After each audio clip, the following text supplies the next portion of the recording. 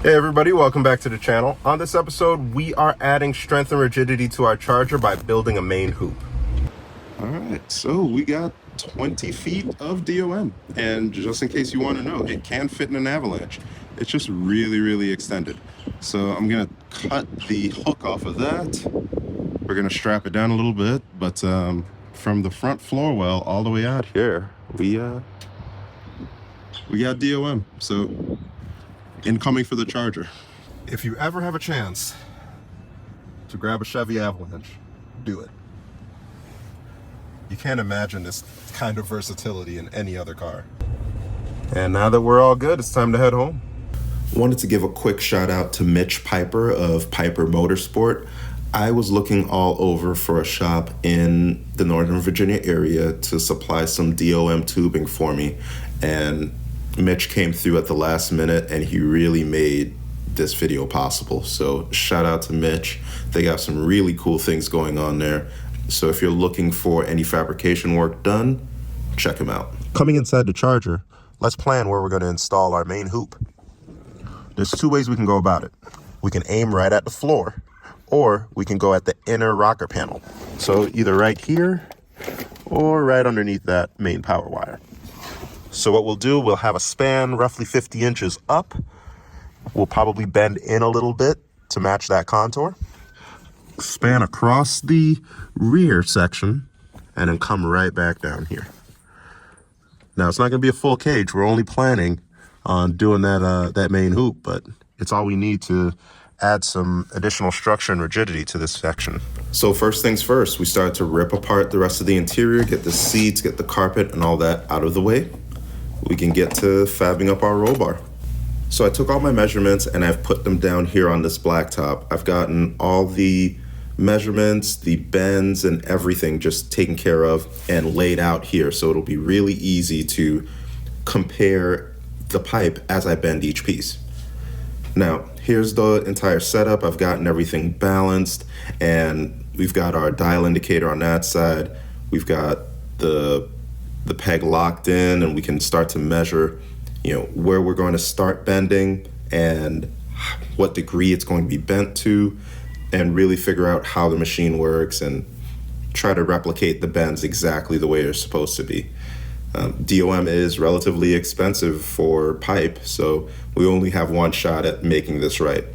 So I have a scrap piece here, and what I'm going to do is I'm installing it now. I'm going to replicate my first bend, and hopefully it'll come out exactly the way I want to, and I'll take note of where I'm bending so that when it comes time to do it on that 150-inch piece that's down over there, we can easily line up everything and make it so that it'll be quick, easy, and the fitment should be just right. So Scott is going to help me. He is a master at this. He's so modest, but he's a godsend, and I'm really appreciative to have him help me out here. So we're going to be able to get this main hoop taken care of. I don't have enough material for the center section yet, but I'm going to need to get a smaller diameter instead of this 1.75. I'll probably go with 1 3/8 inches or something a little bit smaller so that when I recline my seat, I'll be good. But in any case, let's get to it. And as we finished each bend, we were able to match it up with the stencil that we drew out on the ground, make sure our measurements right, make sure everything is nice and level, and then made our next bend. And soon enough, we had something that we were ready to call complete. At this point, I'm really nervous because things have been going so well. Stuff does not go well. True. But it came out so good. Look how closely it matches up with our stencil. Overjoyed. This'll work. Our bar in place, and it's perfect. Look how closely it touches the roof. There's still enough room for the headliner to go in. We got to add plates to the bottom to sandwich the unibody structure. And you couldn't get it closer to out of the way than this. This is perfect. I'm very happy with the way it turned out. You honestly couldn't plan it any better. And once I add in the additional metal to tie things in, not only at the bottom, our crossbar here, maybe even some roof supports there, it's gonna be perfect. This is such a good idea. Thanks, Jared. Shout out to Jared from Questionable Garage for this first comment. It really helped us put all this together and add some of the additional structure that I wanted. Phenomenal.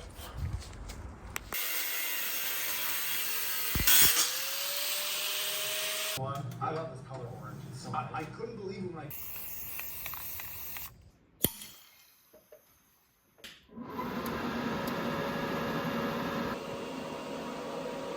I got the bar ratchet strapped a little bit so we can kind of cinch in the corners. I'm only doing that so I can have access to the back holes on this plate. So what the plan is to weld the bar to the plate, bolt the plate to the floor, and then of course that sandwich bolt is going to be on the bottom side. And I need a little bit of separation from this wall so I can weld all the way around. But I don't need this much. So I'm going to try to get it centered back and front and kind of get it like right there, because there I can reach around both sides and be pretty good. Over there, that's just a little too much space. So I'll release the strap when I get over to that side. I just want to make sure that everything here is in a prime position, and then I can release the strap to get that dialed in after this is pretty much in its final resting spot. Let's get to it.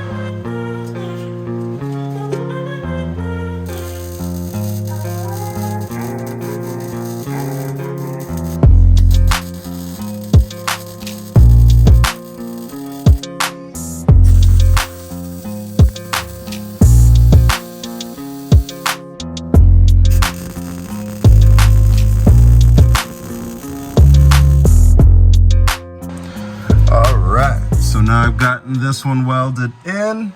I've got the other one welded in as well. I've released the strap, so we're all good. And now I can just bolt the plates to the bottom and we'll be set with this part.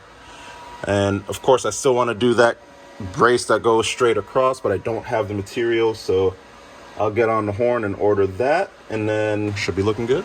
Based on how these episodes come out, I know it looks like I just hop to it and tackle every challenge that presents itself, but you're seeing time and time again, these are things that I've never done before. They're brand new to me. So first off, I just want to thank Scott for helping me out, bringing all the tools necessary so that I could bend my first roll bar and, showing me the way on how to install it. So thank you for that. And everything else is just me working up the courage to do it. So if there's a project that you haven't been in the garage to build and you're just biding your time, just go ahead and hop to it. It just takes a little bit of time every day, and you can start to see the progress that I'm seeing here. And I can't wait to get this thing done. I've had several ideas of how this thing's going to turn out, what I'm going to work on next, and it's turning into more of a build than I even thought possible. So anyway, it's enough of that. Let's get to it. We got our roll bar welded to our floor plate. We got 4 7/16 bolts drilled in, washers on it.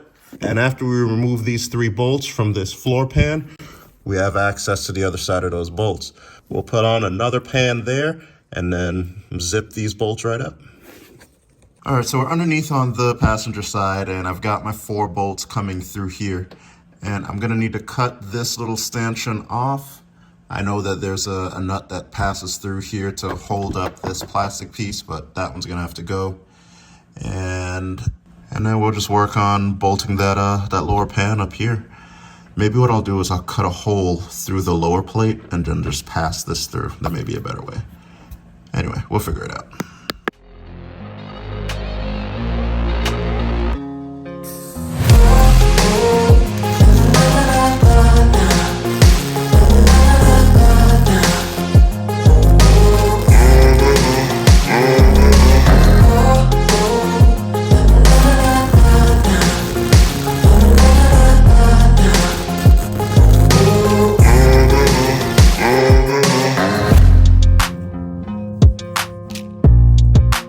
So we're back on the Charger and we need to tackle this rear glass surround. Let me show you what's going on here. So as the kit comes, there's supposed to be a little swoop, kind of a spoiler for the roof type of deal, but I wanted a flat profile, so I ended up chopping it and glassing it in the way I did for that previous video. And now I want to be able to bring in the fiberglass and meet the windshield. and create an effect similar to how the front was. Now, if you take a look here, you'll see that there's urethane bonding the glass to the metal, but there's also this thin strip of rubber between the glass, the urethane, and the body to kind of finish off that panel, real professional. And if you look at the thickness, it's maybe like 1/4 of an inch. So you still got a good amount of wiggle room. So we're gonna create that same gap on this side and recreate that finished edge. So what I've done is I've marked where the glass is all the way down, where I need to fill in with additional fiberglass on both sides. And I've mated the glass as close to the top as I want it. And of course, there's still a little finishing that I'll still have to do, kind of like here, and on the other side, but that'll give us our finished look. All right, so we've got our opening for our windshield true, and we're getting ready to install it now. What I did was I painted this lower strip of aluminum black, just so when you put the glass in there, you won't see that shiny aluminum sticking through. You'll just see black. And the fretting of the bottom of the windshield, this stuff right here, this will cover up the rest of that down there. So we're all good. And now everything will sit flush against the windshield. Once I add in my urethane and then glue the windshield in, we'll just body work toward the edges and then everything else will be good. I'm gonna space it off of here about 1/8 or 3/8 of an inch. I've got some aluminum I'll put at the base of the windshield all the way across. So we'll have that gap. That way it can move independently of here. Even though it's bolted in, there's still gonna be some account for flex. So you don't want it sitting directly on here because one day it'll just shatter on you. So we can't have that. So let's go ahead and get it all glued up. All right, so what I'm using for this windshield adhesive is Sikaflex P2G. This is primerless to glass, so I don't have to lay anything else down. It's really just urethane between fiberglass and windshield. And it comes with this little applicator tip, and here's what you do. You cut it so that you have that much space in between there, and then you cut that V in there. And that's gonna be really nice for making a triangle shape urethane bead all along the inside of the glass. And that will help with adhesion. And then as the glass is sandwiching to the fiberglass, it's gonna create a really nice seal. Now I'm applying it using a regular caulk gun. The professionals use a battery operated tool. The best thing to do in this scenario is to heat up the tube. If you have it right around 100 degrees, you can prevent carpal tunnel. The gun will be a lot easier to squeeze that way.